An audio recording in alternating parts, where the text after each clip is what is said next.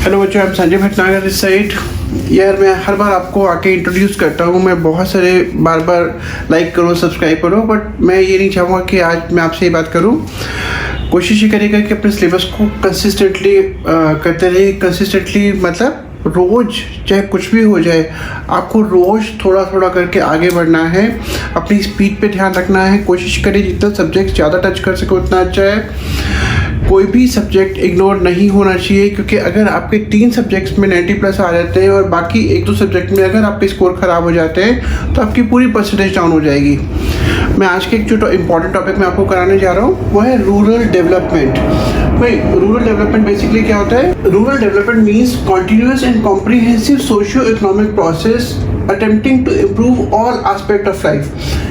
पहली बात अगर आप ध्यान से देखेंगे तो कॉन्टिन्यूस रूरल डेवलपमेंट का जो प्रोसेस है वो एक ऐसा प्रोसेस है जो कि लगातार कोशिश की जानी चाहिए रूरल डेवलपमेंट के लिए। और एक कॉम्प्रिहेंसिव का मतलब है कि ओवरऑल एक पैकेज जहाँ पे कि आप रूरल लोगों की लाइफ के नॉट ओनली इकोनॉमिक एस्पेक्ट को कवर कर रहे हैं, आप उनके सोशियो एस्पेक्ट को, आप उनके जिसमें हम एजुकेशन, हेल्थ और ये सारी चीज़ों को इंक्लूड करते हैं, आप उन सारे एस्पेक्ट्स को टच करें, आप उन लाइफ के उन सारे पार्ट्स को टच कर रहे हैं जहाँ पे कि उनको एक ओवरऑल उनका डेवलपमेंट हो। तो basically means continuous and comprehensive socio economic process attempting to improve all aspects of life. भाई अगर हम देखें तो जैसे कि हमारी कंट्री में अप्रॉक्सीमेटली आज भी 3/4 पॉपुलेशन हमारी वो आज भी एग्रीकल्चर पर डिपेंडेंट है, खेती बाड़ी पर डिपेंडेंट है। तो इसका मतलब क्या हो गया कि जो सबसे पहला फंडा आता है वो आता है डेवलपमेंट ऑफ एग्रीकल्चर। अगर हम अपने रूरल एरियाज़ में अपनी एग्रीकल्चर डेवलपमेंट पे फोकस करेंगे, जैसे कि उनको एजुकेट करना, किसानों को एजुकेट करना, जैसे उनको नई नई चीज़ों के बारे में बताना, नई नई टेक्निक्स, नई नई सीड्स के बारे में, नए टाइप ऑफ फर्टिलाइजर्स के बारे में उनको एजुकेट करना कि वो हर पॉसिबल तरीके से अपने कम से कम इनपुट्स में मैक्सिमम आउटपुट प्रोड्यूस कर सकें। तो ऑब्वियसली क्या होगा कि जब एग्रीकल्चर इनकम बढ़ेगी तो लिविंग स्टैंडर्ड्स बढ़ेगा, उनका एक रहने का तरीका, उनमें एटीट्यूड चेंजेस आएंगे, उनके सोशो इकोनॉमिक एस्पेक्ट इंप्रूव करेगा। तो आता है quality of life such A socio and economic conditions of people in rural areas. मैंने भी आपको बताया कि अगर उनकी इनकम बढ़ेगी, उनमें सोशियो इकोनॉमिक एस्पेक्ट में इंप्रूवमेंट होगा, तो इसका मतलब बेसिकली क्या हो गया, they will be able to have a more certain life, एक अच्छी लाइफ बिता पाएंगे, एक ऐसी लाइफ बिता पाएंगे जहाँ पे उनको कम से कम अनसर्टेनिटीज़ का सामना करना पड़ेगा। जब इनकम स्टेबल होगी, जब उनके पास एजुकेशन, हेल्थ और इस तरह की फैसिलिटीज़ होंगी, तो ऑब्वियसली उनके एटीट्यूड में, उनके एप्टीट्यूड में भी चेंजेस आएगा। वो खुद नई नई चीज़ों को सीखने की कोशिश करेंगे और इसका सिर्फ रूरल लाइफ पर ही नहीं, अर्बन लाइफ पे, सोसाइटी पे और कंट्री पे इम्पैक्ट आएगा। देन आता है generation of self employment and veg employment opportunities. भाई अब क्योंकि हमारा जो रूरल एरिया में जो लोग हैं, they are total 3/4 of the population live in rural areas.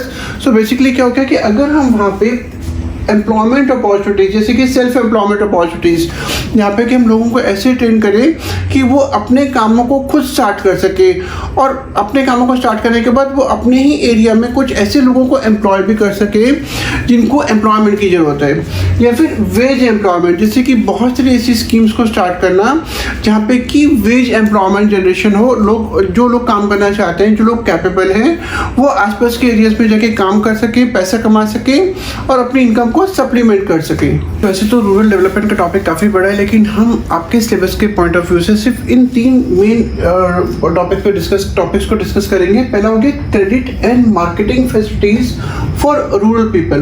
भाई जो गांव के लोग हैं, जिनमें से बहुत सारे लोग या तो स्मॉल आर्टिसंस हैं जो छोटे छोटे काम करते हैं, हैंडीक्राफ्ट या पॉटरी मेकिंग या बास्केट वीविंग, या फिर खेती बाड़ी पे इन्वॉल्व है, तो उनको कैसे हम क्रेडिट और मार्केटिंग फैसिलिटीज़ प्रोवाइड कर सकते हैं। दूसरा point, diversification of agricultural activities. आज भी हमारी कंट्री में पॉपुलेशन का बहुत बड़ा पार्ट रूरल एरियाज में रहता है, और उस पार्ट में भी बहुत बड़ा पार्ट एग्रीकल्चर पर डिपेंडेंट है लाइवलीहुड के लिए। तो हम किस तरीके से एग्रीकल्चरल एक्टिविटीज़ को डाइवर्सिफाई कर सकते हैं, हम उनको और अलग अलग कामों में लगा सकते हैं। फ़ायदा क्या होगा कि उससे एग्रीकल्चर पे लोड कम पड़ेगा और बाकी सेक्टर्स में इम्प्रूवमेंट होगा, जैसे fishing, pottery making, handicraft weaving, basket weaving, और इस तरीके से बहुत सारे काम हैं जहाँ पे कि हम उनको एग्रीकल्चर से हटा के इन कामों में लगा सकते हैं। तो थर्ड पॉइंट आ गया organic farming and its significance in sustainable development. पिछले कुछ सालों से जो ऑर्गेनिक फार्मिंग का कॉन्सेप्ट है वो बहुत तेज़ी से जोर पकड़ रहा है। ऑर्गेनिक फार्मिंग जहाँ पे कि आप कोई भी टाइप के केमिकल्स या फर्टिलाइजर्स या HYV सीड को यूज़ करे बिना आप एग्रीकल्चर खेती बाड़ी करते हैं, इसको हम ऑर्गेनिक फार्मिंग में काउंट करते हैं। ऑर्गेनिक फार्मिंग का फ़ायदा क्या रहता है कि जो सॉइल है उस पर जो केमिकल्स है उसका नेगेटिव इम्पैक्ट बहुत कम पड़ता है, लोगों को हेल्दी खाने को मिलता है, उनको उनकी बॉडी में केमिकल्स नहीं जाते और इसका एक बहुत अच्छा इम्पैक्ट आता है पूरी सोसाइटी पे, उनको वो एक ज़्यादा अच्छी हेल्दी लाइफ बिता पाते हैं। उसके वजह जो अगला इंपॉर्टेंट क्वेश्चन आता है वो आता है write a note on the process of rural development. अगर हम रूरल डेवलपमेंट के प्रोसेस को एक्सप्लेन करेंगे तो कैसे करेंगे, तो मेनली हम इन पॉइंट्स की हेल्प से रूरल डेवलपमेंट के प्रोसेस को एक्सप्लेन करेंगे। पहला पॉइंट आ गया डेवलपमेंट ऑफ ह्यूमन रिसोर्सेज। भाई अब हमारी कंट्री में जैसे 3/4 ऑफ पॉपुलेशन रूरल एरियाज में रहती है, तो इसका मतलब क्या हो गया कि अगर हमारी कंट्री के ग्रोथ प्रोसेस को तेज करना है तो हमारे को उस 3/4 पॉपुलेशन पे बहुत ज़्यादा फोकस करना होगा और उनके डेवलपमेंट के लिए बहुत सारी स्कीम्स और स्टेप्स उठाने होंगे, जैसे कि एजुकेशन एंड स्किल डेवलपमेंट। भाई अगर हम उनको एजुकेशन प्रोवाइड कराते हैं, अगर हम उनकी स्किल को डेवलप करने की कोशिश करते हैं तो उनकी प्रोडक्टिविटी बढ़ेगी, उनका एटीट्यूड, एप्टीट्यूड, सोचने का तरीका, नॉलेज, हर चीज़ में इम्प्रूवमेंट होगा। इम्पैक्ट कहाँ पर आएगा? एग्रीकल्चर आउटपुट पे। नॉट ओनली एग्रीकल्चर आउटपुट, पूरी रूरल लाइफ पे इसका इम्पैक्ट आएगा, क्योंकि वहाँ पे जो लेवल ऑफ प्रोडक्टिविटी है वो बहुत बढ़ जाएगा। अगला point better health facilities for physical growth. हमारी आज भी गाँवों में, कई सारे गाँवों में ये हालत है कि वहाँ पे प्रॉपर मेडिकल फैसिलिटीज़ अवेलेबल नहीं है, वहाँ पे डॉक्टर्स नहीं है, वहाँ पे मेडिसिन अवेलेबल नहीं है। गवर्नमेंट ने ऐसी बहुत सारी स्कीम स्टार्ट करी जहाँ पे कि इन रूरल एरियाज़ में भी प्रॉपर हेल्थ सेंटर्स को इस्टेब्लिश किया जाए, इनको डॉक्टर, मेडिसिन या इस तरह की फैसिलिटीज़ को प्रोवाइड कराया जाए, जिससे कि इनको हर छोटी छोटी बात के लिए शहर ना भागना पड़े। तो अगेन गवर्नमेंट ने अपने बहुत सारे स्टेप्स उठाए हैं और कहीं ना कहीं कोशिश कर रही है कि उनको एक हेल्दी तरीके से ग्रो करने में हेल्प मिले। जो अगला पॉइंट आता है वो था डेवलपमेंट ऑफ इंफ्रास्ट्रक्चर। भाई हमारी कंट्री में आज भी ऐसे बहुत सारे गांव हैं जहाँ पे कि प्रॉपर इलेक्ट्रिसिटी फैसिलिटीज़ नहीं है, जहाँ पे प्रॉपर ड्रिंकिंग वाटर फैसिलिटीज़ नहीं है, जहाँ पे प्रॉपर इरिगेशन फैसिलिटीज़ नहीं है। तो अगर हम इंफ्रास्ट्रक्चर को डेवलप करेंगे, हम वहाँ पे इलेक्ट्रिसिटी या इरिगेशन या क्रेडिट फैसिलिटीज़ जो कि वहाँ के रूरल आर्टिसंस के लिए, फार्मर्स के लिए बहुत इंपॉर्टेंट है, अगर हम उनको वहाँ पे ये प्रोवाइड कराएंगे तो ऑब्वियसली रूरल एरियाज़ के डेवलपमेंट पे जो प्रोसेस है वो बहुत तेज हो जाएगा। यहाँ पे हम इसमें मार्केटिंग और ट्रांसपोर्ट भी इंक्लूड कर सकते हैं, हम टेलीकम्युनिकेशंस भी इंक्लूड कर सकते हैं, क्योंकि अभी भी ऐसे बहुत सारे गाँव हैं जहाँ पे कि प्रोडक्शन अच्छा होता है लेकिन उनके पास इतनी फैसिलिटीज़ नहीं है कि वो उस आउटपुट को अर्बन एरियाज़ में मार्केट तक या नियर बाय मार्केट तक ले आके बेच सके और अपने रेवेन्यू को सप्लीमेंट कर सके, बढ़ा सके। तो अगर इस तरह की फैसिलिटीज़ प्रोवाइड की जाएंगी तो ऑब्वियसली एग्रीकल्चर इनकम पे इसका इम्पैक्ट आएगा, agriculture area grow, rural area grow करेगा एंड ऑब्वियसली जो इंडस्ट्रियल आउटपुट है उसकी भी डिमांड बढ़ेगी। इसी का बी पॉइंट आ गया better facilities for agriculture research and imparting of information. भाई अगर हमारे आज भी ऐसे बहुत सारे गाँव में बहुत सारे एरियाज हैं जहाँ पे कि एग्रीकल्चर रिसर्च पे बहुत ज़्यादा काम नहीं किया जाता, तो अगर हमारी गवर्नमेंट इस तरह के स्टेप्स उठाते हैं जहाँ पे कि एग्रीकल्चर रिसर्च पे प्रॉपर रिसोर्सेज को एलोकेट करे, जब हम रिसर्च करेंगे तो हमारे को ऐसी बहुत सारी चीज़ें पता चलेंगी जो अभी तक के हमारे फार्मर्स को नहीं मालूम। सॉइल की क्वांटिटी का या क्वालिटी का पता चलेगा, हमारे को ये पता चलेगा कि किस टाइप का केमिकल फर्टिलाइज़र यूज़ करना चाहिए, कितने पानी की ज़रूरत है, या किस तरह के टेक्निक को यूज़ करना चाहिए जिससे कि हम आउटपुट को ज़्यादा से ज़्यादा प्रोड्यूस कर सकें। दो हमारी गवर्नमेंट ने किसान हेल्पलाइन स्टार्ट करी है जहाँ पे कि किसान अपनी हेल्पलाइन पे अपना कॉल करके ये पूछ सकते हैं कि उनका सॉइल में किस तरह के केमिकल्स को कितना यूज़ करना चाहिए, फर्टिलाइज़र को, या उनको किस तरह की HYV सीड को यूज़ करना चाहिए, कौन से टाइम पर कौन सी क्रॉप को ग्रो करना चाहिए। तो ऐसे गवर्नमेंट ने बहुत सारे स्टेप्स उठाए हैं, लेकिन अभी भी उनको वो प्रॉपर इन्फॉर्मेशन नहीं मिल पाती, जो फार्मर्स हैं उनको प्रॉपर इन्फॉर्मेशन नहीं मिल पाती, जिसकी वजह से वो कई बार गलत डिसीजन ले लेते हैं और उनका आउटपुट या तो पुअर क्वालिटी का होता है या बहुत कम होता है। जो प्रोसेस ऑफ रूरल डेवलपमेंट का जो तीसरा पॉइंट है वो आता है लैंड रिफॉर्म्स। हम लोग इस टॉपिक को पहले भी डिस्कस कर चुके हैं कि हमारी कंट्री में लैंड रिफॉर्म्स को इंट्रोड्यूस तो करा गया, लैंड रिफॉर्म्स एक्ट पास तो करा गया, लेकिन उस लॉ में कई सारे लूपहोल्स थे। उस लॉ का जो एग्जीक्यूशन है, जो इम्प्लीमेंटेशन है, वो प्रॉपर नहीं हुआ और जो बड़े बड़े फार्मर्स थे उन्होंने इस बात का बहुत फ़ायदा उठाया और जो लैंड रीडिस्ट्रीब्यूशन एक्ट का जो मेन पर्पस था वो पूरा नहीं हो सका। अभी भी लैंड का एक बहुत बड़ा पार्ट जो वहाँ के रिच फार्मर्स हैं उनके पास है, जो पुअर फार्मर्स हैं उनको इस लॉ का या इस एक्ट का बिल्कुल भी फ़ायदा नहीं हुआ। तो इसका मतलब क्या है कि अगर हम लैंड रिफॉर्म्स एक्ट जो भी हमने पास किया उसको हम प्रॉपरली इम्प्लीमेंट करते हैं तो जो एक्सप्लॉयटेशन होता है, आज भी जो टेनेंट्स हैं, जो फार्मर्स हैं, उनका जो एक्सप्लॉयटेशन होता है वो नहीं हो पाएगा।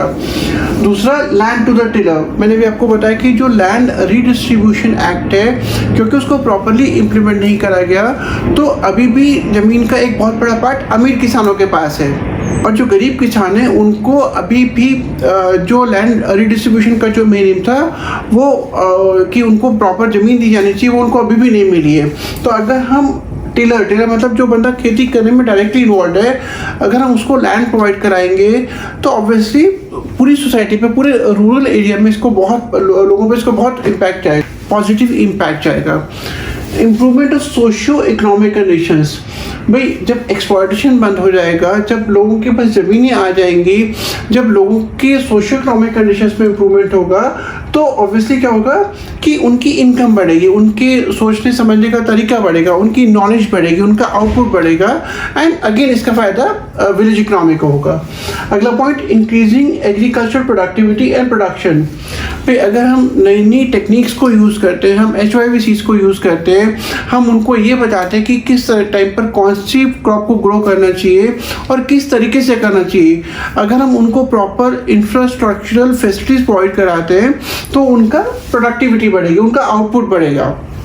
जो अगला पॉइंट इसमें आते हुआ है एलिवेशन ऑफ पॉवर्टी।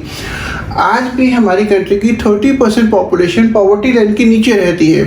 तो इसका मतलब क्या हुआ कि गवर्नमेंट को बहुत सीरियस नोट पे ऐसी बहुत सारी स्कीम्स को जो उन्होंने इंट्रोड्यूस करी है उसको सीरियसली इम्प्लीमेंट करना चाहिए कि हम उन लोगों को पॉवर्टी लाइन के ऊपर उठा सकें, क्योंकि अगर पॉवर्टी रहेगी तो बहुत ज़्यादा माइग्रेशन होता है रूरल से अर्बन एरियाज़ में, बहुत ज़्यादा लोगों में फ्रस्ट्रेशन हो जाती है, बहुत ज़्यादा लोगों का लेबर को एक्सप्लॉइट करना आसान हो जाता है। स्पेशली जो रिचर सेक्शन है, जो इंडस्ट्रियल क्लास है, वो इन लेबर को बहुत ईजिली एक्सप्लॉइट कर सकती है एंड इससे बहुत सारे सोशल एवल्स को बढ़ावा मिलता है। फिर अगला आगे डेवलपमेंट ऑफ प्रोडक्टिव रिसोर्सेज। हम लोग अभी इस पॉइंट को डिस्कस किया था कि आज भी एग्रीकल्चर पे बहुत सारे लोग लाइवलीहुड के लिए डिपेंडेंट हैं। तो अगर हम ऑल्टरनेटिव सोर्सेज को डेवलप करेंगे, जैसे मैंने डिस्कस किया था कि पॉटरी मेकिंग हो गया, जैसे हो गया हैंडीक्राफ्ट हो गया, जैसे कारपेट वीविंग हो गया, जैसे बास्केट वीविंग हो गया, जैसे फिशिंग हो गया, जैसे सिल्क वॉर्म फार्मिंग हो गया, तो उससे एग्रीकल्चर पे बर्डन कम रहेगा और ऑल्टरनेटिव सोर्सेज ऑफ बढ़ेगा, हमारा आउटपुट बढ़ेगा, अगेन इसका रूरल इकोनॉमी पे पॉजिटिव इम्पैक्ट जाएगा। ओके बच्चों, जो हम अगला टॉपिक करने वाले हैं वो है रूरल क्रेडिट। भाई आप लोग समझ सकते हैं कि रूरल क्रेडिट हमारे किसान में, हमारे जो रूरल पीपल है उन लोगों के लिए रूरल क्रेडिट कितना इंपॉर्टेंट होगा। भाई फार्मर्स हैं, उनको पैसा चाहिए क्योंकि क्रॉप सोइंग में और क्रॉप कटिंग में टाइम लगता है और उस टाइम गैप को, नीड्स को, ज़रूरतों को पूरा करने के लिए इनको पैसा चाहिए होता है। भाई जो रूरल पीपल है वहाँ पे जैसे फार्मर्स हैं उनको पैसा चाहिए होता है क्योंकि जब आप फसल बोते हो और जब आप फसल काटते हो तो उसके बीच में उनकी बहुत सारी रिक्वायरमेंट होती हैं, उसको फुलफिल करने के लिए उनको पैसा चाहिए होता है। ऐसे बहुत सारे छोटे छोटे आर्टिसंस हैं, रूरल क्राफ्ट्समैन हैं, हैंडी क्राफ्ट्समैन हैं, पॉटरी मेकर्स हैं, जिनको टाइम टू टाइम पैसे की रिक्वायरमेंट रहती है, लेकिन अब उनको पैसा आएगा कहाँ से, तो हम जो फाइनेंशियल सोर्सेज हैं जो जहाँ से वो पैसा ऑब्टेन कर सकते हैं उसको हम दो पार्ट में डिवाइड कर सकते हैं। पहला आ गया non institutional sources. Non institutional sources का मतलब हो गया, मतलब जैसे कि गांव के किसी मनी लेंडर से पैसा ले लिया, जैसे किसी ट्रेडर से पैसा ले लिया या किसी बिजनेसमैन से पैसा ले लिया, ये हमारे नॉन इंस्टीट्यूशनल सोर्सेज है। दूसरा जो सोर्स आता है वो आता है इंस्टीट्यूशनल सोर्सेज, जैसे कि बैंक्स हो गए, जैसे रीजनल रूरल बैंक्स हो गए, RRBs कहते हैं, कोऑपरेटिव बैंक्स हो गए। जो गवर्नमेंट एजेंसीज होती हैं वो हमारी इंस्टीट्यूशनल सोर्सेज हो गए। गवर्नमेंट एजेंसीज एंड जो ऑफिशियल सेटअप सोर्सेज हैं उनको हम इंस्टीट्यूशनल सोर्सेज में काउंट करते हैं। तो अभी मैंने आपसे डिस्कस करा कि नॉन इंस्टीट्यूशनल सोर्सेज हम इसके मेनली हम इसको 4 कैटेगरी में डिवाइड कर सकते हैं। पहला आता है मनी लेंडर्स। ये गांव के कुछ ऐसे लोग होते हैं, ऐसे जो कि पुअर फार्मर्स को या जो किसानों को मनी लोन पर देते हैं, but they charge a very high rate of interest. उससे बहुत ज़्यादा रेट ऑफ इंटरेस्ट चार्ज किया जाता है और उनको बहुत ज़्यादा एक्सप्लॉइट किया जाता है। मनी लेंडर्स इंडिया में हमेशा से गांव में ये लोग पैसा लेंड करने के लिए रहे हैं और ये सिस्टम काफ़ी पुराना सिस्टम है हमारे रूरल एरियाज़ में। अगला आता है रिलेटिव्स। जनरली जो रिलेटिव से पैसा बोरो किया जाता है उस पर कोई इंटरेस्ट चार्ज नहीं किया जाता। जैसी फार्मर्स की फसल कटती है, जैसे उनको रिटर्न्स आते हैं, ये पैसे को वापस दे दिया जाता है। जनरली इस तरह के लोन्स पे कोई भी रेट ऑफ इंटरेस्ट नहीं होता। ये मेनली रिलेटिव से बोरो किया जाता है और पैसे को जैसे इनके पास आते हैं वो रिफंड कर दिया जाता है। थर्ड पॉइंट है ट्रेडर्स एंड कमीशन एजेंट्स। भाई जैसे फार्मर्स रूरल एरियाज में ट्रेडर्स और कमीशन एजेंट से जब पैसा लोन लेते हैं तो ये बहुत ज़्यादा एक्सप्लॉयटेटिव मेथड होता है, क्योंकि यहाँ पे बेसिकली क्या होता है कि जो ट्रेडर्स हैं, जो कमीशन एजेंट्स हैं, वो फार्मर्स को तब लोन देते हैं जब उनसे ये प्रॉमिस दे लेते हैं कि वो जो भी फसल कटेगी वो पूरे की पूरी उनको बेची जाएगी eight a very low rate of interest. और ये इस लोन पर बहुत ज़्यादा रेट ऑफ इंटरेस्ट चार्ज किया जाता है। मतलब किसानों को दो तरीके से एक्सप्लॉइट किया जाता है। पहला, उनकी फसल को बहुत कम रेट पे खरीद कर, और दूसरा उनसे बहुत ज़्यादा रेट ऑफ इंटरेस्ट चार्ज करके। तो ये एक बहुत ही एक्सप्लॉइटेटिव मेथड माना जाता है। देन आता है रिच लैंडलॉर्ड्स। गांव में ऐसे बहुत सारे गरीब किसान या गरीब हैंडीक्राफ्ट आर्टिसंस या काम वाले होते हैं जो कि रिच लैंडलॉर्ड से पैसा लेते हैं। यहाँ पे भी रेट ऑफ इंटरेस्ट बहुत ज़्यादा होता है, यहाँ पे भी बहुत ज़्यादा एक्सप्लॉइट किया जाता है। जो मैंने आपको भी नॉन इंस्टीट्यूशनल सोर्सेज को डिस्कस करा, मैंने आपको वहाँ पे ये बताया कि किस तरीके से गांव में किसानों को एक्सप्लॉइट किया जाता है। तो जब गवर्नमेंट ने देखा कि ये जो सोर्सेज हैं वो बहुत ज़्यादा एक्सप्लॉइटेटिव हैं, तो गवर्नमेंट ने इंस्टीट्यूशनल सोर्सेज को एस्टैब्लिश करा।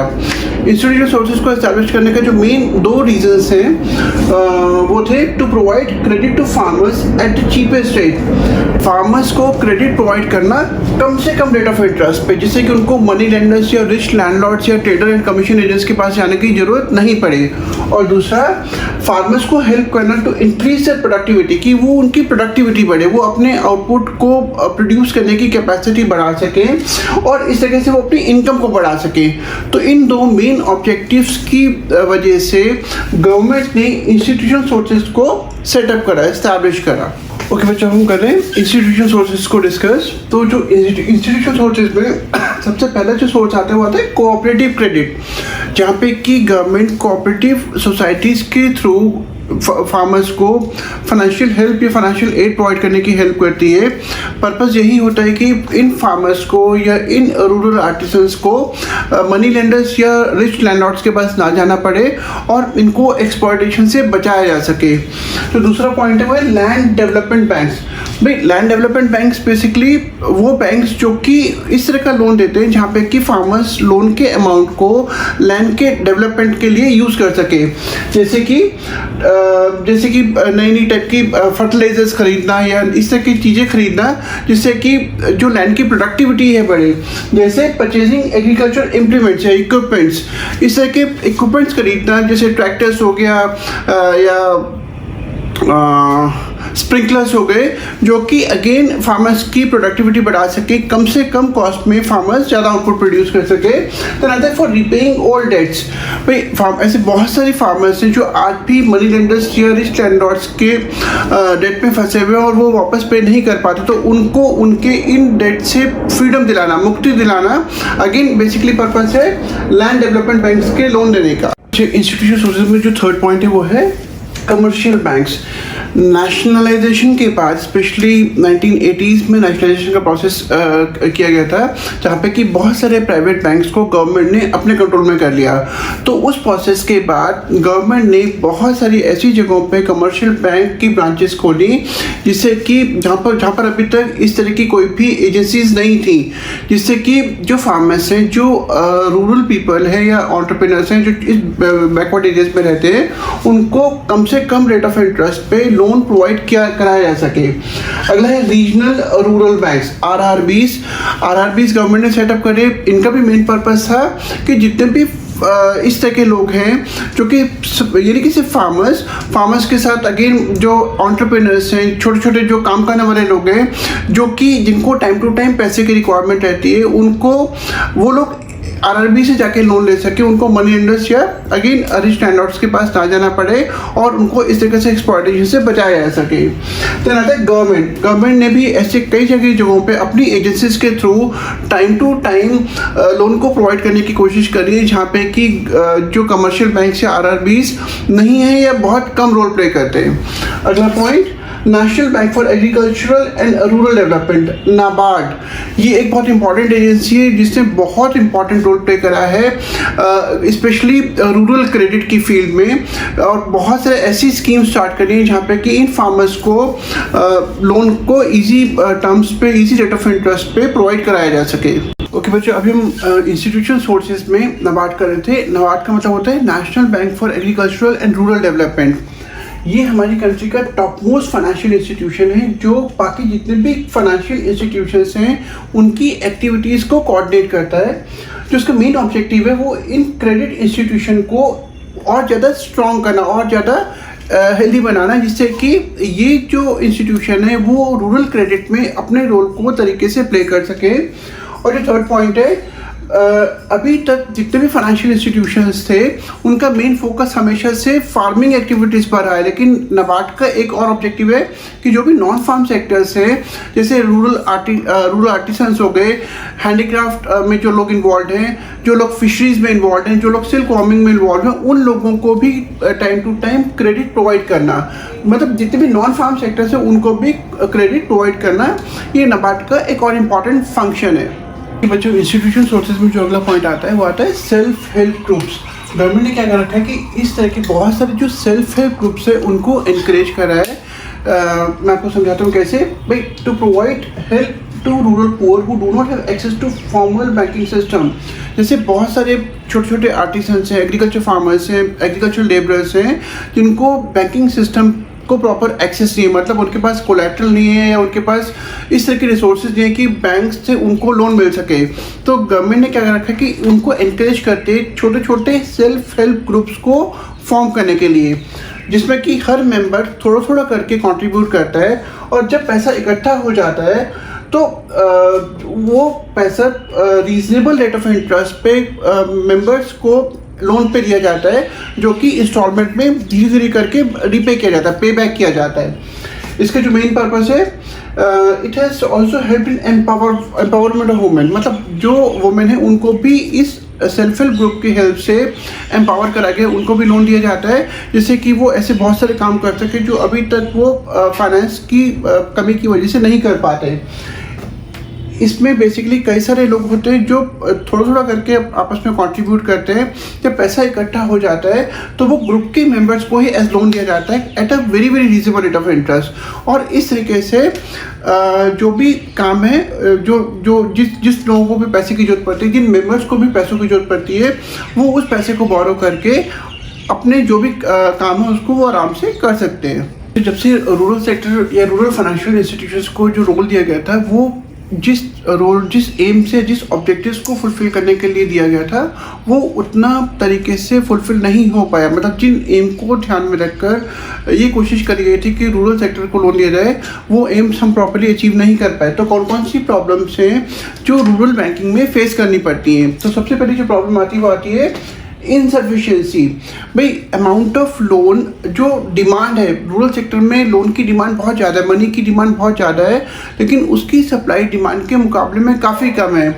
मतलब जितना लोन दिया जाना चाहिए उतना लोन रूरल एरियाज़ में लोगों को नहीं मिल पाता, जिसकी वजह से जो पर्पस है वो ख़त्म हो जाता है, वो पर्पस फुलफिल नहीं हो पाता। तो दूसरा पॉइंट है वो है इनएडिक्वेट कवरेज ऑफ इंस्टीट्यूशनल सोर्सेज।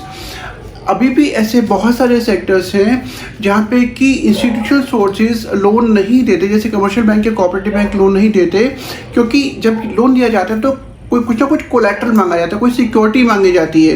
लेकिन हमारी इकनॉमी में, स्पेशली रूरल इकनॉमी में, ऐसा बहुत सारा बड़ा सेक्टर है जो कोलैटरल या फॉर्मल सेक्टर में अकाउंट नहीं होता, जो कि इतना एफिशिएंट नहीं है कि वो कोई टाइप की कोलैटरल या सिक्योरिटी प्रोवाइड कर सके, जिसकी वजह से बैंक्स उनको लोन नहीं दे पाते। Third point, इनएडिक्वेट amount of sanction. भाई अब जैसे सपोज फार्मर्स ने लोन के लिए अप्लाई करा, लेकिन उसके बाद भी जितना लोन के लिए उन्होंने अप्लाई करा है उसके मुकाबले में उनको जो सैंक्शन होता है वो कंपैरेटिवली काफ़ी कम होता है, जिसकी वजह से जो उनकी नीड्स हैं फुलफिल नहीं हो पाती, और जो पैसा उनको मिलता है वो बेसिकली या तो कंजम्पशन पर्पज़ के लिए यूज़ कर दिया जाता है या फिर पुराने लोन को रीपे करने के लिए। अगला point, less attention to poor और मार्जिनल फार्मर्स। भाई जो गरीब किसान है, जो बहुत ही लो लेवल का किसान है, वो बेसिकली बहुत ज़्यादा हेल्पलेस है, उसके वो बहुत ज़्यादा हेल्पलेस है, जिसकी वजह से वो बैंकिंग सिस्टम को उसको प्रॉपर वो एक्सेस नहीं कर सकता, उसको लोन आराम से नहीं मिल पाते। और बैंकिंग सिस्टम में बेसिकली मैंने अभी आपको बताया कि कोलैटरल मांगा जाता है, सिक्योरिटी मांगी जाती है। तो जो इंस्टीट्यूशन लोन देते हैं वो बेसिकली उन बड़े फार्मर्स को देते हैं, जो ये बड़े फार्मर्स को लोन लेना बहुत आसान होता है क्योंकि वो सिक्योरिटी को प्रोवाइड कर सकते हैं, क्योंकि उनको इजी एक्सेस होता है इंस्टीट्यूशन सोर्सेज को। जो गरीब किसान हैं, जो स्मॉल मार्जिनल फार्मर्स हैं, वो बिना फाइनेंस के रह जाते हैं। देन आता है ग्रोइंग ओवरड्यूज। ऐसे बहुत सारे किसान हैं जो अपने लोन को प्रॉपरली पे नहीं कर पाते, even though it is given to them at a very low rate of interest, क्योंकि पहली बात उनकी जो रिपेइंग कैपेसिटी वो बहुत कम होती है, और दूसरी बात कि जानकर के कुछ इवन फार्मर्स ऐसे भी हैं जो लोन दे सकते हैं पर जानकर के वो लोन नहीं देना चाहते या रिफंड नहीं करना चाहते, जिसकी वजह से जो बैंकिंग सिस्टम में इनएफिशिएंसीज हैं, जो बैड डेट्स हैं, वो लगातार बढ़ते जा रहे हैं और बैंकिंग सेक्टर पे एक बहुत ज़बरदस्त फाइनेंशियल बर्डन बढ़ता जा रहा है। ठीक है, अगला क्वेश्चन आता है, छोटा क्वेश्चन आता है, तनवा TANWA। बेसिकली ये क्या है, Tamil Nadu women in agriculture. Tamil Nadu में एक प्रोग्राम स्टार्ट किया था गवर्नमेंट ने, जहाँ पे कि इस प्रोग्राम का मेन एम था कि औरतों को लेटेस्ट एग्रीकल्चरल टेक्निक्स से अवेयर कराना, उनको एजुकेट करना कि किस तरीके से वो लेटेस्ट एग्रीकल्चरल टेक्निक्स को यूज़ करके अपनी प्रोडक्टिविटी को या अपने प्रोडक्शन को बढ़ा सकते हैं। यहाँ पे वुमेन को इंड्यूस किया जाता है, समझाया जाता है to actively participate in raising agriculture productivity and family income, कि वो कैसे फैमिली इनकम बढ़ा सकते हैं और ऐसे कौन कौन से काम कर सकते हैं जिससे कि उनको सेल्फ रिलायंट होने में हेल्प मिले, जिससे उनको अपनी इनकम को बढ़ाने में हेल्प मिले। Women are forming farm women group which function like SHGs। भाई अभी हमने सेल्फ हेल्प ग्रुप्स को डिस्कस किया, इसी तरीके से जो वुमेन हैं वो फार्म वुमेन ग्रुप को फॉर्म कर रही हैं कि वो आपस में छोटे छोटे अमाउंट को कंट्रीब्यूट करके जो भी नीडी है, जो जिसको लोन की ज़रूरत है, उसको लोन दे सके, और इस तरीके से सब जिनको क्रेडिट के पैसे की ज़रूरत पड़ती है वो इन पैसे को बोरो करके अपनी ज़रूरतों को पूरा कर सके। ओके बच्चों, तनवा के अंडर में जो भी पैसा मेंबर्स को दिया जाता है, उस पैसे को यूज़ करके जो वुमेन है वो अपनी इनकम को सप्लीमेंट कर सकते हैं, अपनी इनकम को बढ़ा सकती हैं। तो वो इस तरह की एक्टिविटी स्टार्ट कर सकती हैं, जैसे कि मशरूम कल्टीवेशन, जैसे कि सोप मैन्युफैक्चर, जैसे डॉल मेकिंग। तो इस तरीके से इसके दो फायदे होंगे। पहला, उनको अपनी नॉन फार्म सेक्टर पे से जो इनकम है उसको बढ़ाने में हेल्प मिलेगी, और दूसरा जो एग्रीकल्चर सेक्टर है उस पर डिपेंडेंसी कम हो जाएगी, जिसकी वजह से जो हमारी एक बहुत बड़ी प्रॉब्लम है हमारी इकोनॉमी में डिस्गाइज्ड अनएम्प्लॉयमेंट की, वो प्रॉब्लम को भी डील करने में हेल्प मिलेगी। ओके बच्चों, जो अगला इंपॉर्टेंट क्वेश्चन आता हुआ था एग्रीकल्चरल मार्केटिंग। भी एग्रीकल्चर मार्केटिंग में जनरली बच्चे इसको किस चीज़ से मिस्टेकन करते हैं कि मार्केटिंग में वो जनरली क्या इसको मान के चलते हैं कि किस तरीके से प्रोडक्ट को मार्केट में बेचना। लेकिन जो मार्केटिंग की डेफिनेशन है, एग्रीकल्चर मार्केटिंग की डेफिनेशन है, वो काफ़ी वास्ट है और इसमें बहुत सारी चीज़ों को इंक्लूड किया जाता है। तो अगर हम डेफिनेशन को ध्यान से समझें, it is a process that involves assembling, storage, processing, transportation, packaging, grading, distribution of different agriculture commodities across the country। भाई एक ऐसा प्रोसेस जहाँ पे कि हम अपने फूड ग्रेन क्रॉप की जो प्रोडक्शन हुआ है उसको हम इकट्ठा करते हैं, उसको हम स्टोर करते हैं, उसको हम प्रोसेस करते हैं, उसको हम ट्रांसपोर्ट करते हैं अलग अलग मार्केट में, अलग अलग तरीके से पैक करके उसको ट्रांसपोर्ट किया जाता है, उसको पैक करते हैं, उसको ग्रेड करते हैं, उसको फूड ग्रेन की क्वालिटी के हिसाब से उसको ग्रेडिंग किया जाता है जिससे कि उसके अलग अलग प्राइस पर उसको बेचा जा सके। देन उसको डिस्ट्रीब्यूट किया जाता है। अगेन कितनी क्वांटिटी, कौन सी क्वालिटी को कौन सी मार्केट तक कैसे पहुंचाना है, ये हम यहाँ पे डिस्कस करते हैं और इस पूरे प्रोसेस को हम एग्रीकल्चर मार्केटिंग बोलते हैं। अब जनरली फार्मर्स को जो रूरल सेक्टर में जो फार्मर्स हैं उनको किस तरह की प्रॉब्लम्स को फेस करना पड़ता है। तो सबसे पहले आ गया मैनिपुलेशन बाय बिग ट्रेडर्स। आज भी हमारी कंट्री में जो रूरल सेक्टर्स हैं वहाँ पे अभी भी बड़े बड़े मर्चेंट्स, बड़े बड़े जो ट्रेडर्स हैं वो मार्केट को डोमिनेट करते हैं। उनको पता होता है कि किस तरीके से वो फार्मर्स को मैनिपुलेट कर सकते हैं और उनके क्रॉप को बहुत कम प्राइस पे ख़रीद सकते हैं। और जनरली फार्मर्स जो इतना एजुकेटेड नहीं होता, इतना वेल इन्फॉर्म नहीं होता, वो बहुत आराम से उसको मैनिपुलेट किया जाता है और उसकी क्रॉप को बहुत कम प्राइस पे खरीद लिया जाता है। इस ऊपर से प्रॉब्लम कहाँ पर आती है कि जो फार्मर्स हैं उनको पास मार्केट इन्फॉर्मेशन प्रॉपर नहीं होती, उनको ये नहीं पता होता कि किस तरीके से वो अपने आउटपुट को मार्केट में ले आकर बेच सकते हैं, उनको क्या प्राइस मिलेंगे और ऐसी बहुत सारी इन्फॉर्मेशन जो उनके पास नहीं होती। अगेन इस बात का फ़ायदा जो बड़े बड़े मर्चेंट्स हैं, जो ट्रेडर्स हैं, वो उठाते हैं और उनको मैनिपुलेट किया जाता है। Third point, lack of storage facilities. हमारी कंट्री में आज भी 70 to 80% विलेजेस ऐसे हैं जहाँ पे कि प्रॉपर स्टोरेज फैसिलिटीज़ नहीं है।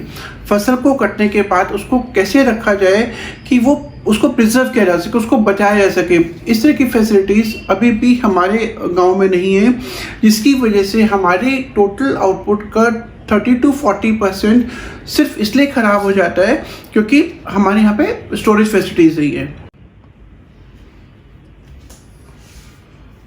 ओके बच्चों, क्योंकि हमारी कंट्री में जो एग्रीकल्चर मार्केटिंग है उसमें फार्मर्स को बहुत सारी प्रॉब्लम्स को फेस करना पड़ता था, तो गवर्नमेंट ने से बहुत सारे स्टेप्स उठाए जिससे कि वो एग्रीकल्चरल मार्केटिंग के प्रोसेस को इम्प्रूव कर सके।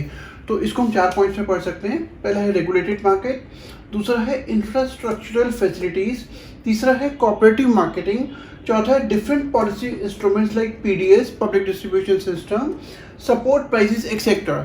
मैं भी इनको डिटेल में एक्सप्लेन कर रहा हूँ।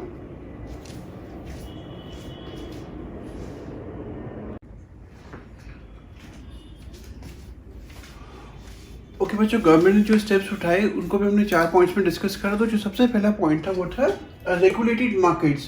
गवर्नमेंट ने सबसे पहले इस बात को इंश्योर करा कि मार्केट्स को रेगुलेट किया जाए। रेगुलेट का मतलब है कि कंप्लीट गवर्नमेंट कंट्रोल रखा जाए, उसको प्रॉपर मॉनिटरिंग किया जाए, जिससे कि जो ट्रेडर्स हैं, जो मर्चेंट्स हैं, वो इन फार्मर्स को मैनिपुलेट ना कर सके, इनको एक्सप्लॉइट ना कर सके। तो किस तरीके से उन्होंने करा कि किस तरीके से एक ऑर्डरली और ट्रांसपेरेंट मार्केटिंग कंडीशन को इनक्रेज किया जाए, इस्टेब्लिश करा जाए, जिससे कि फार्मर्स अपने आउटपुट को रीजनेबल प्राइस पर बिना एक्सप्लॉइट करे मार्केट में बेच सके। अगला है इंफ्रास्ट्रक्चरल फैसिलिटीज़।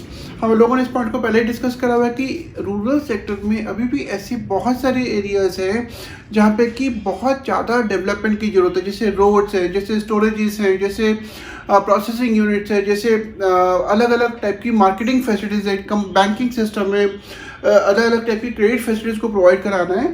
तो गवर्नमेंट ने ऐसे बहुत सारे स्टेप्स उठाए जहाँ पे कि इस तरह के बॉटलनेक्स को या प्रॉब्लम्स को दूर किया जा सके और proper roads, warehouses, storage, means of transportation, processing units etcetera को एस्टैब्लिश किया जा सके।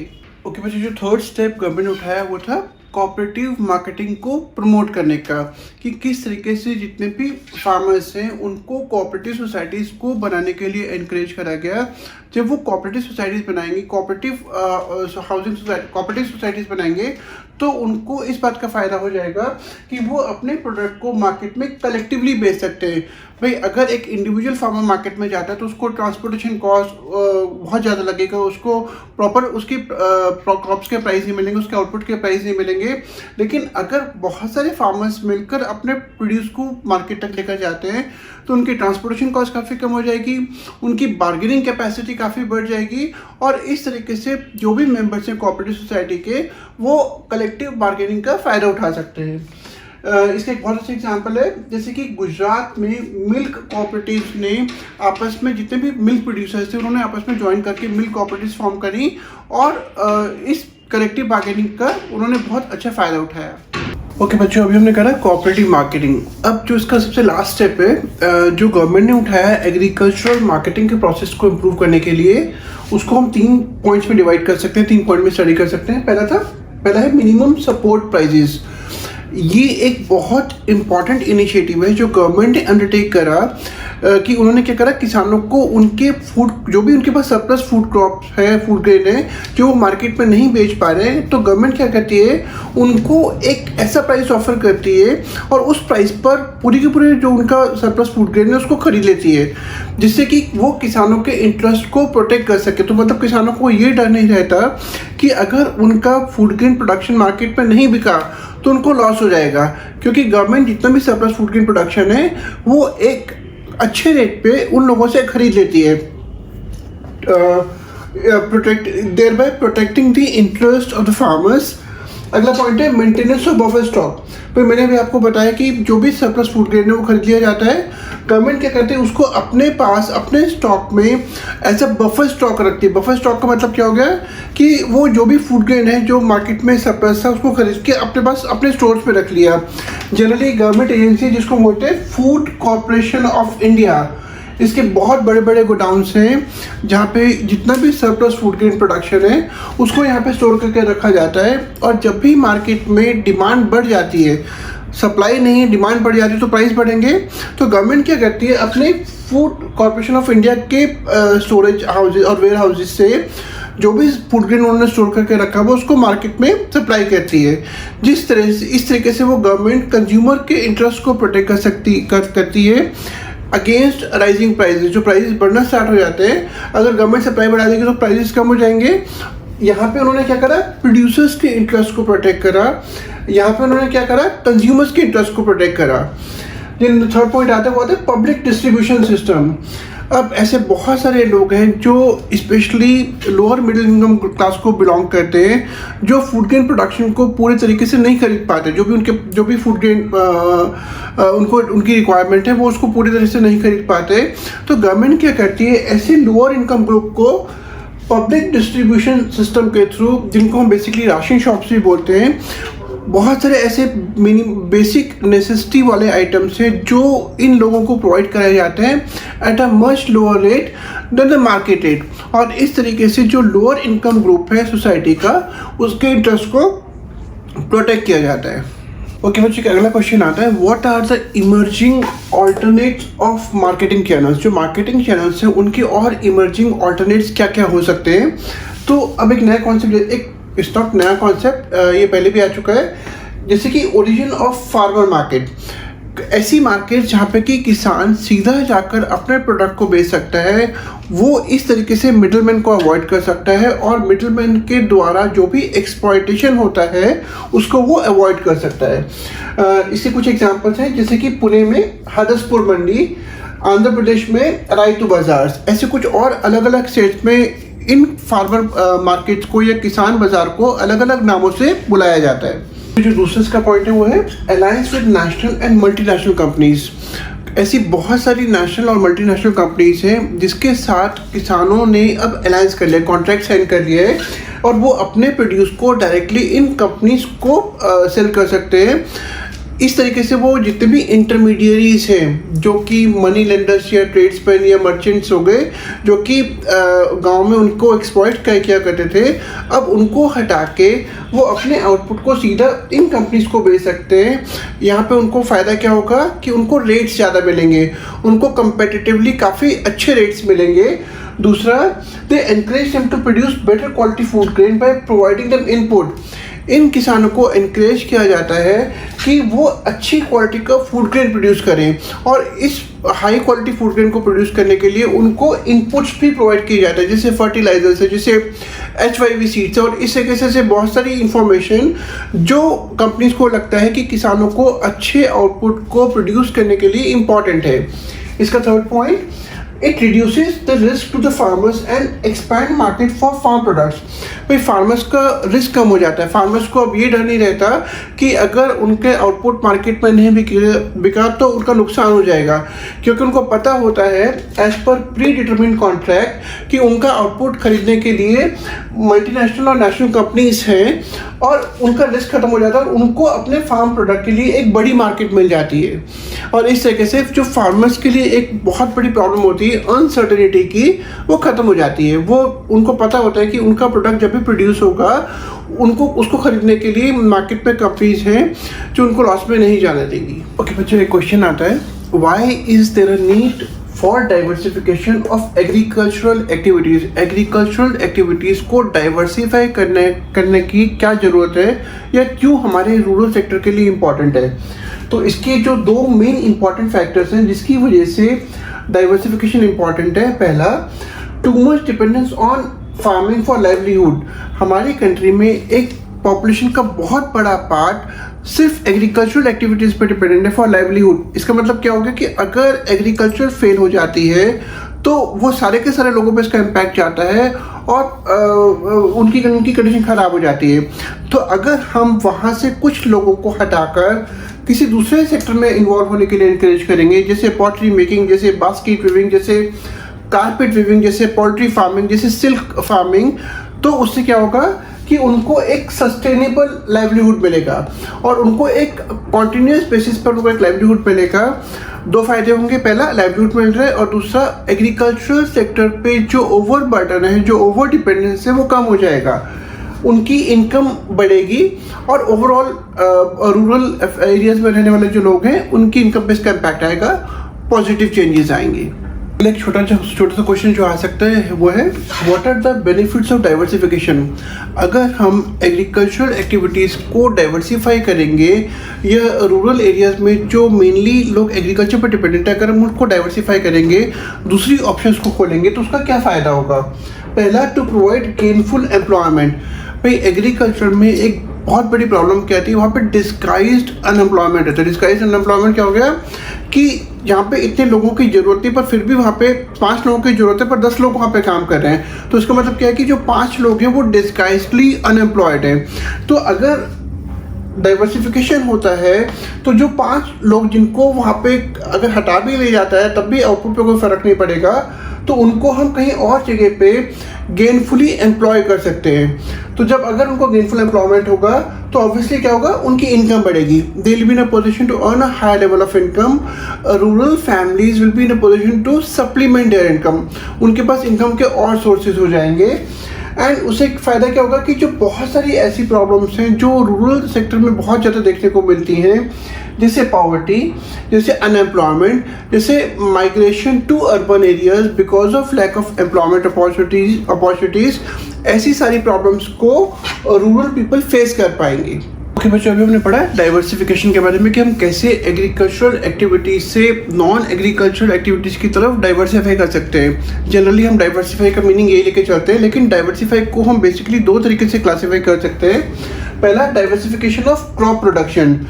भाई जो भी क्रॉप का पैटर्न है, अगर हम उस पैटर्न में थोड़ा सा भी चेंजेस करेंगे according to the soil, according to the climate, according to the nature of fertiliser the soil need, etcetera etcetera, pattern को चेंज करने से आउटपुट पे फ़र्क आ जाएगा।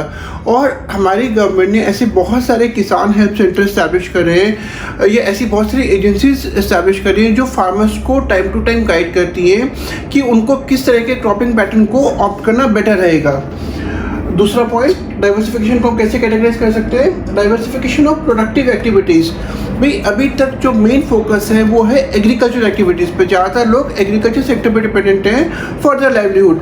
लेकिन अगर हम उसको नॉन एग्रीकल्चर एक्टिविटीज़ में इन्वॉल्व करें या हम ऐसी एक्टिविटीज़ स्टार्ट करें जो कि नॉन एग्रीकल्चर एक्टिविटीज़ हैं, मैंने आपको अभी पिछले क्वेश्चन में मेंशन करा, जैसे सिल्क फार्मिंग हो गया, जैसे पोल्ट्री फार्मिंग हो गया, फिशिंग हो गया, कारपेट वीविंग हो गया, पॉटरी मेकिंग हो गया, हैंडीक्राफ्ट इंडस्ट्रीज़ हो गया, तो उससे फ़ायदा क्या होगा कि एग्रीकल्चर सेक्टर पे लोड कम हो जाएगा, बर्डन कम हो जाएगा, स्पेशली जो डिस्गाइज्ड अनएम्प्लॉयमेंट है वो कम हो जाएगा और उनको एक सस्टेनेबल लाइवलीहुड का इनकम मिल जाएगा।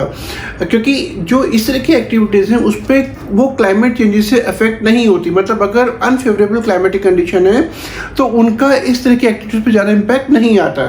बच्चों अभी हम लोग डिस्कस कर रहे थे डाइवर्सिफिकेशन का, तो जो अगला क्वेश्चन उससे कनेक्टेड आता है कि हम किस तरीके से जो रूरल सेक्टर में रूरल लोग हैं उसको हम नॉन फार्म सेक्टर में एम्प्लॉय कर सकते हैं। तो जो नॉन फार्म सेक्टर है अगर हम उसको कुछ इंपॉर्टेंट कैटेगरीज में डिवाइड करें तो पहला आता है एनिमल हस्बेंड्री, जहाँ पे कि लाइफ स्टॉक, ब्रीडिंग, मीट और उन चीज़ों के प्रोडक्ट के बारे में बात किया जाता है। मैं सारे टॉपिक्स को आगे डिटेल में डिस्कस करने वाला हूँ। सेकेंड पॉइंट आ गया डेयरिंग, थर्ड है फिशरीज, फोर्थ है हॉर्टिकल्चर एंड पांचवा है इंफॉर्मेशन टेक्नोलॉजी। ये सारे पॉइंट्स में अभी आगे डिस्कस कर रहा हूँ। ओके बच्चों, अभी हमने नॉन फार्म एक्टिविटीज़ को डिस्कस करा, तो उसमें जो सबसे पहली एक्टिविटी हम लोगों ने डिस्कस की थी वो थी एनिमल हस्बेंड्री। कभी कभी ऐसे भी क्वेश्चन आता है, write a note on animal husbandry and why it is important for the rural sector. तो भाई एनिमल हस्बेंड्री होता क्या? एनिमल हस्बेंड्री को हम लाइफ स्टॉक फार्मिंग भी बोलते हैं। क्या मतलब हो गया? Is that branch of agriculture which is concern with breeding, caring and rearing for farm animals. हम फार्म एनिमल्स को मतलब ग्रो करते हैं, हम फार्म एनिमल्स को ब्रीड करते हैं और हम उनको केयर करते हैं और इस तरीके से उनको यूज़ करते हैं अपनी इनकम को सप्लीमेंट करने के लिए। तो उसमें कौन कौन सी चीज़ों को इंक्लूड किया जाता है? It includes goats, ducks, fowls. India owns one of the largest livestock in the world. World में इंडिया के पास one of the largest livestock है। मतलब इस तरह की चीज़ें इंडिया में इनकी पॉपुलेशन बहुत ज़्यादा है। So obviously it can be very useful in supplementing the income of the farmers. Increase income food security. भाई अभी हमने डिस्कस करा कि हमारी कंट्री में एग्रीकल्चर सेक्टर में ऑलरेडी डिस्गाइज्ड अनएम्प्लॉयमेंट है। जितने लोग ज़रूरत है उससे काफ़ी ज़्यादा लोग एग्रीकल्चर सेक्टर में एम्प्लॉयड है।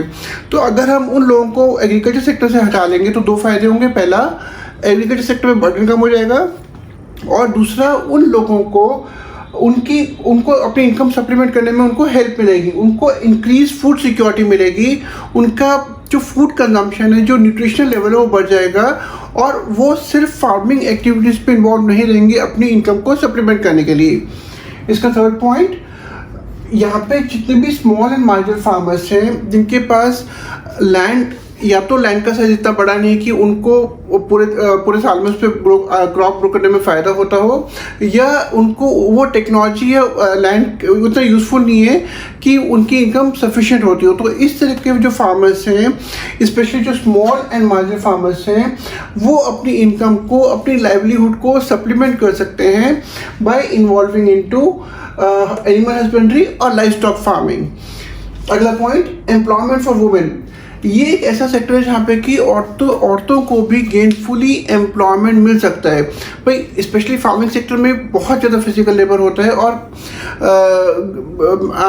जो वुमेन है वो कई बार उतना ज़्यादा स्ट्रेस नहीं ले पाती क्योंकि उनको और हाउस होल्ड एक्टिविटीज़ भी परफॉर्म करनी पड़ती हैं। तो वो बिना घर को इग्नोर करे, बिना हाउस होल्ड एक्टिविटीज़ को इग्नोर करे, वो इस तरह की एक्टिविटीज़ को अंडरटेक कर सकती है अपनी इनकम को सप्लीमेंट करने के लिए। ओके बच्चों, जो अगला नॉन फार्म सेक्टर है रूरल सेक्टर के लिए वो है डेयरिंग, जहाँ पे जो एक बहुत पोटेंशियल सेक्टर है। इस सेक्टर का बहुत पोटेंशियल है in terms of employment generation, in terms of supplementing of income, etcetera etcetera. तो अगर हम डेयरिंग को डिफाइन करेंगे, it is that branch of agriculture which involves breeding, grazing and utilisation of dairy animals for the production of milk and other dairy products processed from it. इसका मतलब क्या होगा कि उन सारे एनिमल्स को ब्रीड करना, रेस करना, यूज़ करना जो कि जिनसे कि हम मिल्क प्रोडक्शन कर सकते हैं और फिर उस मिल्क से प्रोसेस करके हम बाकी प्रोडक्ट को प्रोसेस कर सकते हैं या प्रोड्यूस कर सकते हैं। तो इस डेयरिंग के important points, due to operation flood India ranks first in world in milk production. Operation flood जो डॉक्टर वर्गीस कुरियन ने स्टार्ट किया था, जिनको हम मिल्क मैन ऑफ इंडिया भी बोलते हैं, उनकी एक्सपर्ट गाइडेंस के अंडर में जो डेयरी सेक्टर था वो बहुत ज़्यादा इम्प्रूव करा एंड हम दुनिया में नंबर 1 हो गए मिल्क प्रोडक्शन की सिचुएशन में। Under operation flood farmers pool their milk according to different grades and marketed to urban sectors for processing.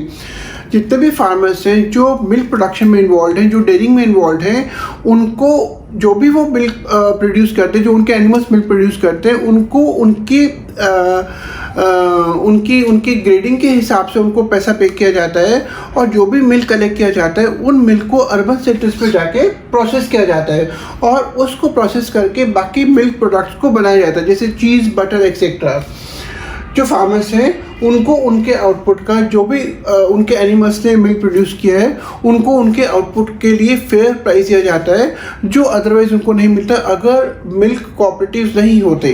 जो नॉन फार्म सेक्टर में एक जो अगला टॉपिक आता है वो कैसे आ सकता है, write a note on fishing. Fishing हमारे रूरल सेक्टर के लिए कैसे इंपॉर्टेंट है। तो सबसे पहले फिशेस को डिफाइन करते हैं। Fisheries refers to the occupation of catching, processing और selling fish and other aquatic animals. पे जितने भी ऐसी एक्टिविटीज़ हैं जहाँ पे कि आप फिशेस या और जो एक्वेटिक एनिमल्स है, जो पानी में रहने वाले, जैसे क्रैब्स हो गए, जैसे दूसरे टाइप के फिशेस हो गए, जब आप इनको पकड़ते हो, इनको प्रोसेस करते हो, इनको मार्केट में बेचते हो, तो इस पूरे प्रोसेस को हम फिशिंग में इंक्लूड करते हैं। तो फिशिंग, अगर हम इस टॉपिक के कुछ इंपॉर्टेंट पॉइंट्स में डिवाइड करेंगे तो कैसे कर सकते हैं। Fishing community regards water body as mother. जैसे कि किसान ज़मीन को अपनी माँ करके बुलाते हैं, उसी तरीके से जो फिशिंग कम्युनिटी है वो पानी को अपनी मदर कंसीडर करती है। तो इसलिए और ऊपर से हमारी कंट्री में फिशिंग पॉपुलेशन, जो लोग फिशिंग पे डिपेंडेंट है पॉपुलेशन, वो काफ़ी ज़्यादा है। हमारी कंट्री में ऐसे बहुत सारे लोग हैं जो बहुत ज़्यादा फिशरीज़ पे डिपेंडेंट है अपने लाइवलीहुड के लिए। तो इसलिए ये सेक्टर हमारे लिए बहुत इंपॉर्टेंट हो जाता है। अगला point, volume of fish production is 64% from inland sources. Inland sources जैसे लेक्स, पॉन्ड्स, रिवर्स, ये हमारे इनलैंड सोर्सेज हो गए। तो कम से कम 64% जो टोटल फिशिंग प्रोडक्शन है वो हमारा इनलैंड सोर्सेज से आता है और बाकी का जो 36% है वो सी एंड ओशियन से आता है। Then third point, share of fishing in GDP is almost 0.8%। मतलब it's like almost 1% which is quite considerable. एक तो हमारी कंट्री का जो कोस्टल एरिया है वो बहुत वास्ट है। ऐसे बहुत सारे स्टेट्स हैं जो ओशियन से कनेक्टेड है, ओशियन या कोस्टल एरियाज में काउंट होते हैं। तो ऑब्वियसली ऐसी बहुत सारी कम्युनिटीज़ हैं जो फिशरीज पे डिपेंडेंट है अपने लाइवलीहुड के लिए और टोटल जीडीपी में फिशिंग का जो कंट्रीब्यूशन है इट्स लाइक ऑलमोस्ट 1%। मतलब कुछ लाख लोग कम से कम फिशरीज में एम्प्लॉयड हैं। तो ऑब्वियसली ये सेक्टर हमारे लिए बहुत इंपॉर्टेंट हो जाता है।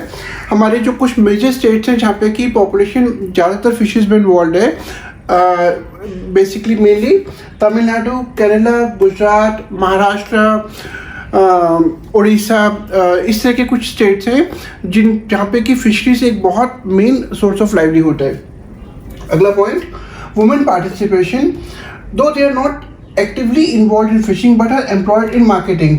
भाई वुमेन डायरेक्टली फिशिंग में इन्वॉल्व नहीं है, मतलब मछली पकड़ने का काम वो जनरली नहीं करती, लेकिन उसके बाद ऐसी बहुत सारी एक्टिविटीज़ हैं जैसे कि फ़िशिंग प्रोसेसिंग करना, जैसे मार्केटिंग करना, ऐसी बहुत सारी एक्टिविटीज़ में वुमेन डायरेक्टली इन्वॉल्व है, डायरेक्टली एम्प्लॉयड है। ओके बच्चों, जो अगला एक 2 to 3 मार्कर क्वेश्चन इस कॉन्टेक्स्ट में आ सकते हैं वो है, What are some of the problems faced by fishing communities? कुछ ऐसी प्रॉब्लम्स बताइए जो हमारी कंट्री की फिशिंग कम्युनिटीज़ जनरली फेस करती हैं। तो सबसे पहली जो प्रॉब्लम आती है वो होती है वाइड स्प्रेड अनएम्प्लॉयमेंट। भाई क्योंकि ये ऐसा क्योंकि कोस्टल एरियाज में फिशिंग होती है और वहाँ पे पूरे का पूरा जो पॉपुलेशन है जो उस कोस्टल एरिया में रहती है वो टोटली फिशिंग पर डिपेंडेंट हो जाती है, जिसकी वजह से ऐसे बहुत सारे लोग हैं जो यहाँ पे गेनफुली एम्प्लॉयड नहीं होते। वो सिर्फ अगर उनको वहाँ से हटा भी दे जाए तो वो कुछ सिग्निफिकेंटली कंट्रीब्यूट नहीं कर रहे होते। तो इसका मतलब है कि अनएम्प्लॉयमेंट बहुत ज़्यादा है। लो per capita earning, because competition बहुत ज़्यादा है, बहुत सारे लोग फिशिंग में एम्प्लॉयड हैं या फिशिंग को as source of livelihood consider करते हैं। तो प्लस इनके पास लेटेस्ट टेक्नोलॉजी नहीं है, प्लस इनके पास ऐसे बड़े बड़े इक्विपमेंट्स नहीं है जिसकी वजह से इनका जो फिशिंग का आउटपुट है या फिश कैच है वो बहुत ज़्यादा हो। इनकी जो पर कैपिटा अर्निंग है वो काफ़ी कम रह जाती है। अगला point, absence of mobility of labour to other sectors.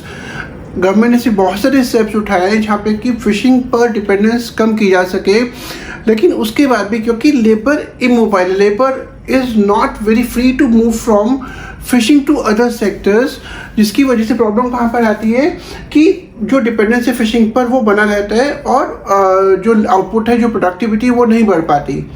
अगला point, high electricity rate and indebtedness. जो फिशिंग में लोग इन्वॉल्व हैं, फिशरमैन, वो बेसिकली एक तो बहुत ज़्यादा इलिटरेसी है, वहाँ पे रेट ऑफ इलिटरेसी बहुत ज़्यादा है, उनको लेटेस्ट टेक्नोलॉजीज़ के बारे में नहीं पता, उनको ऐसे बहुत सारे सिस्टम्स के बारे में नहीं पता जिससे कि वो अपनी इनकम को सप्लीमेंट कर सकते हैं। प्लस उनमें से बहुत सारे लोग बहुत ज़बरदस्त डेट में, बहुत ज़बरदस्त उधार में, जिसकी वजह से वो उस विशियस सर्कल से बाहर नहीं आ पाते और अर्निंग उनकी ओवरऑल कम रह जाती है। अच्छा, जो नेक्स्ट इंपॉर्टेंट क्वेश्चन है वो है व्हाट इज़ हॉर्टिकल्चर। भाई हॉर्टिकल्चर क्या है और हॉर्टिकल्चर कैसे हमारे रूरल एम्प्लॉयमेंट में या रूरल डेवलपमेंट में कैसे इंपॉर्टेंट रोल प्ले कर सकती है।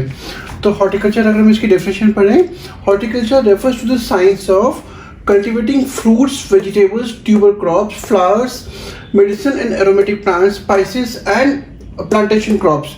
मतलब जितनी भी ऐसी एक्टिविटीज़ हैं जहाँ पे कि आप फल को, सब्जियों को, tuber crops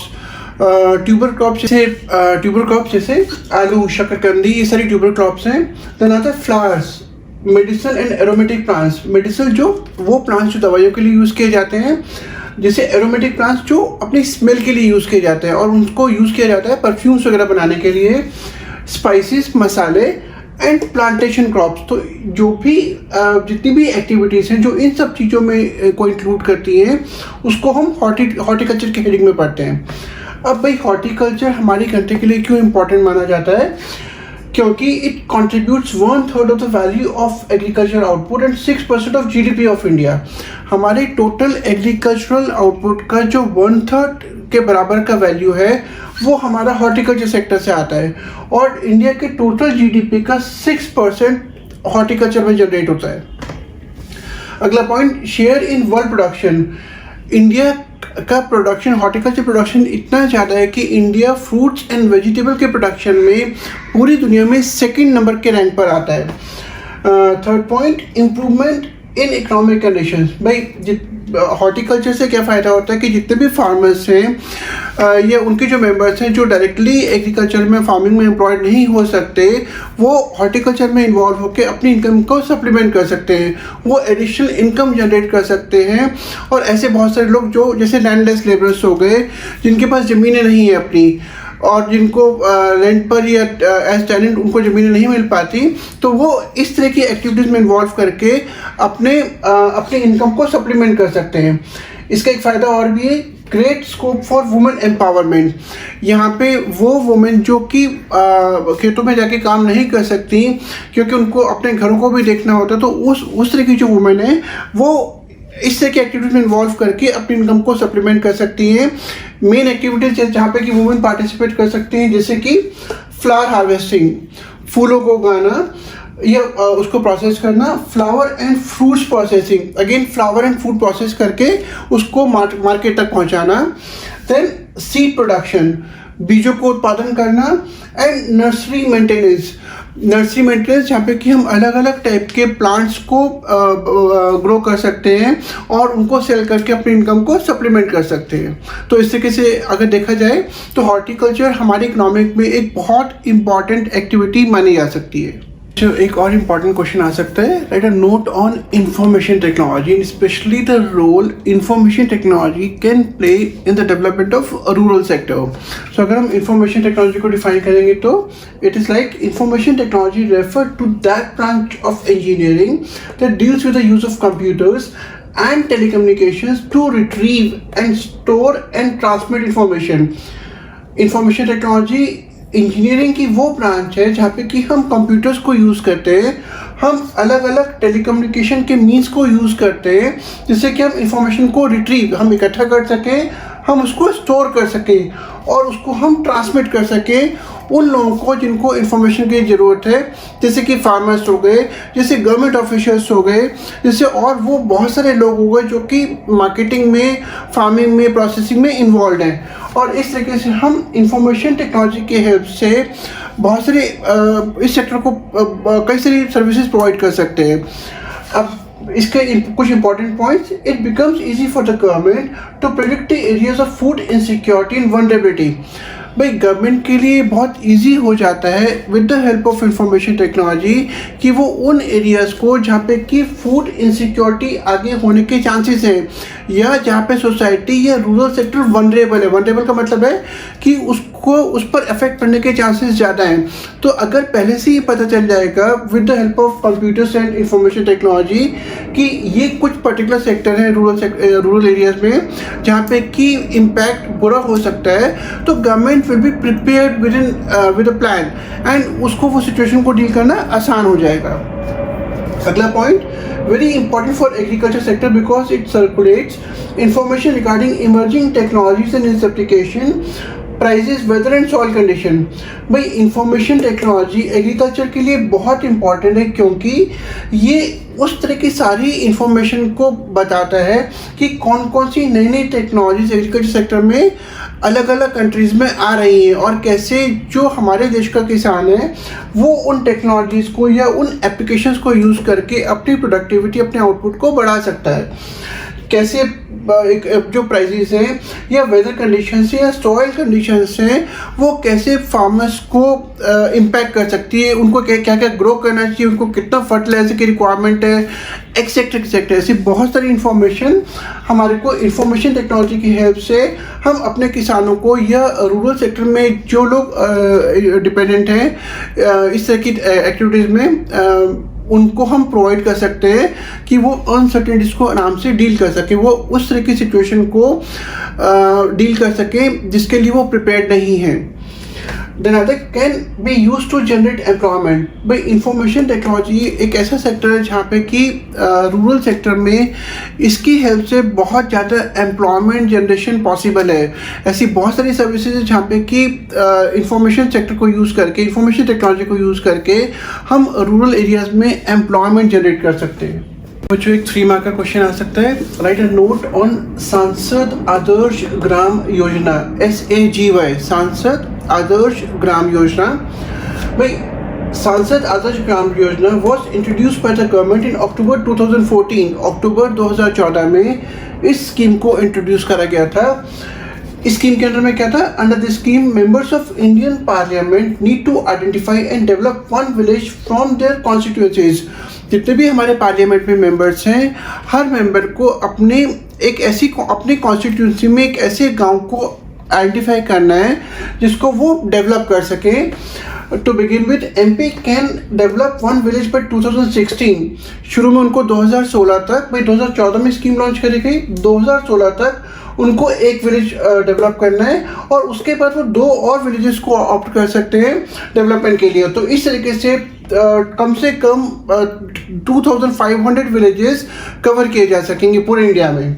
according to this scheme the village can have the population of 3000 to 5000। मतलब जो भी मेंबर ऑफ पार्लियामेंट विलेज को आइडेंटिफाई करेंगे कम से कम 3000 से 5000 की पॉपुलेशन होनी चाहिए अगर वो गांव प्लेन एरियाज में है, और अगर वो गांव हिल्स में है तो उसकी पॉपुलेशन कम से कम 1000 से 3000 होनी चाहिए।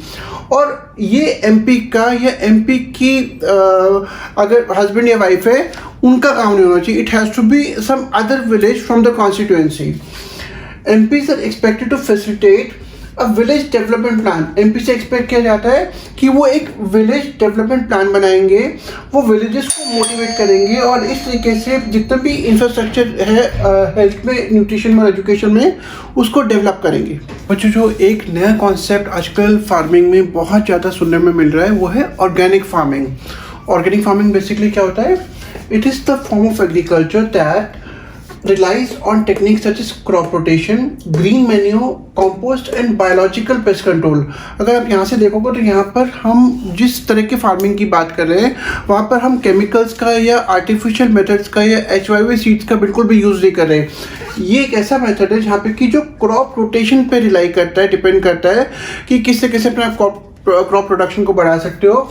आप कैसे ग्रीन मैन्योर, एक ऐसी खाद को यूज़ कर सकते हो जिससे कि आप बिना केमिकल्स को यूज़ कर अपने आउटपुट को बढ़ा रहे हो। और बायोलॉजिकल पेस्ट कंट्रोल, आपके पास जो भी आपका बच जाता है फसल काटने के बाद, आप उसको किस तरीके से बायोलॉजिकली आप उसको ख़त्म कर सकते हो, प्लस आप उसको यूज़ कर सकते हो एज मैन्योर। भाई अब इसके मेन फ़ायदे क्या हैं? इकोनॉमिकल फार्मिंग, क्योंकि मैंने अभी आपको बताया कि यहाँ पे ना तो HYV सीड्स का यूज़ हो रहा है, ना महंगे फर्टिलाइजर्स का यूज़ हो रहा है, कोई भी टाइप के केमिकल्स का यूज़ नहीं हो रहा। तो इसका मतलब क्या होगा कि जो ऑर्गेनिक फार्मिंग है वो कंपैरेटिवली काफ़ी चीप पड़ेगी फार्मर्स के लिए। दूसरा, जनरेट इनकम थ्रू एक्सपोर्ट्स। आजकल ऑर्गेनिक फार्मिंग बहुत सारी कंट्रीज़ में बहुत ज़्यादा डिमांड में है, जिसकी वजह से इसकी जो प्राइसेस है वो काफ़ी अच्छे मिल जाते हैं और हम एक बहुत अच्छा रेवेन्यू अर्न कर सकते हैं इस तरह की क्रॉप्स को एक्सपोर्ट करके। अगला पॉइंट, प्रोवाइड्स हेल्दी फूड, क्योंकि यहाँ पे केमिकल्स का या फर्टिलाइजर्स का यूज़ नहीं हो रहा है तो ऑब्वियसली आपको जो भी फूड की क्वालिटी वो आपको काफ़ी हेल्दी मिलेगी। देन सोर्स ऑफ एम्प्लॉयमेंट, क्योंकि अब ऑर्गेनिक फार्मिंग के द्वारा प्रोड्यूस करे हुए क्रॉप की डिमांड बढ़ रही है तो ऑब्वियसली इस सेक्टर में एम्प्लॉयमेंट जनरेशन बढ़ रहा है। अब ज़्यादा एम्प्लॉयमेंट अपॉर्चुनिटीज़ इस सेक्टर में जनरेट हो रही है। अगला पॉइंट, सेफ्टी ऑफ एनवायरनमेंट। भाई क्योंकि आप कोई भी ऐसा हार्मफुल केमिकल या फर्टिलाइज़र यूज़ नहीं कर रहे हैं जो कि ना तो पानी का सोर्स पॉल्यूट होगा, ना ही एनवायरनमेंट पॉल्यूट होगा, ना ही सॉइल पॉल्यूट होगा, तो इस तरीके से आप एनवायरनमेंट प्रोटेक्शन में बहुत इंपॉर्टेंट स्टेप उठा रहे हैं। लेकिन ऑर्गेनिक फार्मिंग के कुछ चैलेंजेस भी हैं। कौन कौन से? जैसे कि लेस पॉपुलर। ऑर्गेनिक फार्मिंग में थोड़ा प्रॉब्लम क्या आती है कि इसका जो यील्ड है, इसका जो आउटपुट है वो बहुत ज़्यादा नहीं निकलता, तो इसलिए फार्मर्स के लिए ये बहुत ज़्यादा पॉपुलर सोर्स नहीं है, पॉपुलर मेथड नहीं है। दूसरा, lack of infrastructure and marketing facilities, क्योंकि मार्केट में अभी ये एक अपकमिंग सेक्टर है पर ये इतना ज़्यादा ग्रो नहीं हुआ है, मार्केट में इसकी डिमांड बहुत ज़्यादा नहीं इस तरह के प्रोडक्ट की, जिसके प्लस यहाँ पे जो इंफ्रास्ट्रक्चर है, जो मार्केटिंग फैसिलिटीज़ हैं वो इतनी प्रॉपरली अवेलेबल नहीं है कि ऑर्गेनिक फार्मिंग को प्रमोट किया जा सके या उसको फैसिलिटेट किया जा सके। अगर डिमांड प्रोडक्ट की ज़्यादा भी है बट इंफ्रास्ट्रक्चर या मार्केटिंग फैसिलिटीज़ प्रॉपर ना होने की वजह से उसको मार्केट तक ले जाकर बेचना बहुत मुश्किल पड़ता है। अगला पॉइंट, लो यील्ड। भाई शुरू में, स्पेशली शुरू में, क्योंकि आप ट्रांजिशन करते हो, आप चेंज करते हो। अभी आप केमिकल्स यूज़ कर रहे हो, केमिकल फर्टिलाइजर्स यूज़ कर रहे हो, अब आप बिना फर्टिलाइजर यूज़ करे आप क्रॉप को उगाने की कोशिश कर रहे हो। तो उस पूरे प्रोसेस में शुरू में जब आप ऑर्गेनिक फार्मिंग करते हो तो आपका जो आउटपुट है वो काफ़ी कम निकलेगा, जिसकी वजह से फार्मर की इनकम पे इसका नेगेटिव इम्पैक्ट आता है और वो बहुत ज़्यादा इंटरेस्ट नहीं लेते ऑर्गेनिक फार्मिंग में। अगला पॉइंट, शॉर्टर फूड लाइफ। आप जो फूड प्रोड्यूस करते हो उसका जो लाइफ पीरियड है वो बहुत शॉर्ट होता है, मतलब इस तरह की जो क्रॉप्स हैं उनके ख़राब होने के चांसेस ज़्यादा रहते हैं। अगेन क्योंकि कोई फर्टिलाइजर का यूज़ नहीं हुआ, कोई केमिकल्स का यूज़ नहीं हुआ। अगला, लिमिटेड चॉइस ऑफ क्रॉप। जब आप ऑफ सीजन क्रॉप में इसको यूज़ कर रहे हो तो ये एक बहुत सूटेबल ऑप्शन नहीं माना जाता फार्मर्स के लिए और वो अपने ऑफ सीजन क्रॉप्स को उगाना ऑर्गेनिक फार्मिंग में मुश्किल पड़ता है। अगेन क्योंकि फार्मर्स की इनकम पे इसका नेगेटिव इम्पैक्ट पड़ेगा तो वो बहुत ज़्यादा इंटरेस्ट नहीं लेते ऑर्गेनिक फार्मिंग के लिए।